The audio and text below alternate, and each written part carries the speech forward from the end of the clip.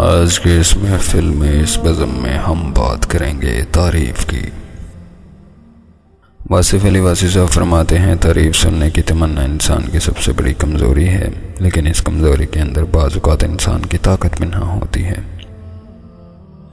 تعریف سننے کی آرزو میں انسان کے اندر کے خاک پیدہ فنکار دوبارہ زندہ ہوتے ہیں۔ فنکار اپنے فن کا مظاہرہ کرتے ہیں، اخراج تحسین وصول کرتے ہیں اور پھر کہیں سو جاتے ہیں۔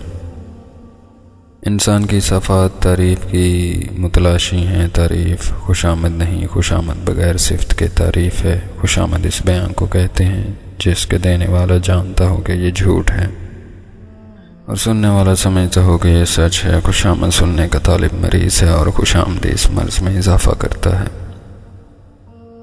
بادشاہوں کو ذل سبحانی کہلانے کا شوق ہے اور خوشامدیوں کی ایک اماجگاہ بنا دیتا ہے اور بادشاہ کی آنکھوں پر خوشامد کی خوبصورت پٹیاں باندھ کر اصلیت سے دور رکھتا ہے۔ تعریف نہ ہو تو شاید دنیا میں انتہائی ہنگامہ نہ ہو۔ لوگ جائز اور ناجائز دولت کما کر گھروں کو سجاتے ہیں، اس میں کہکہے لگاتے ہیں، روشنیاں کرتے ہیں اور پھر دوستوں کو دعوت دیتے ہیں۔ تعریف ہوتی ہے بھرپور تعریف، گھروں میں چراغاں رہتا ہے، دل بجھے رہتے ہیں۔ مال کی تعریف ہے، انسان کی نہیں۔ تعریف کی تمنا انسان کو بڑے کرم میں مبتلا کر دیتی ہے۔ وطن میں تعریف سننے کی تمنا میں انسان پردیسی ہو جاتا ہے، مال کماتا ہے، پردیس کی اذیت برداشت کرتا ہے۔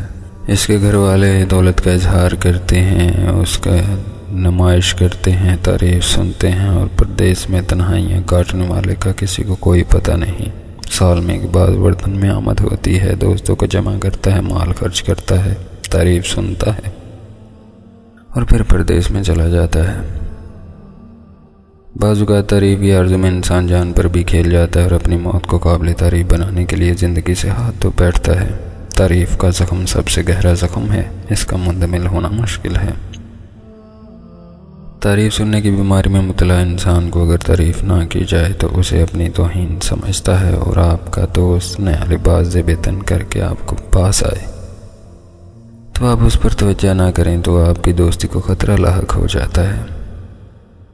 انسان کی تمام تراش خراش، بننا سورنا، سچنا، اس کی بانکیں مارنا، اس کا بانک پن، اس کا لب و لہجہ، اس کے ناز و انداز، اس کی حرکات و سکنات تعریف طلبی کے حربے میں ہیں۔ ایک پہلے سے مقروض ہو، دوسرا وہ تعریف چاہے۔ تعریف کرنے والے تعریف کرتے ہیں لیکن دل سے نہیں کرتے، کہتے ہیں کہ دیکھو۔ اگر انسان کی شکل بہتر ہے تو اس میں اس کو اپنا کیا کمال ہے، انسان میں انسان کا اپنا کیا ہے، سب اللہ کی دی ہوئی چیزیں ہیں۔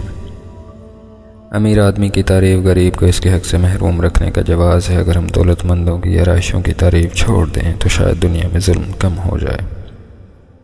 حق والوں کو حق سے محروم کر کے ظالم اپنی دولت کی تعریف سنتا ہے اور یوں مواشی ناہمواریاں پیدا ہوتی ہیں۔ ظالم اپنے ظلم کے فن کے طور پر ظاہر کرتا ہے اور تعریف سننے کے لیے ظلم در ظلم کرتا جاتا ہے اور داستانیں رقم کرتا جاتا ہے۔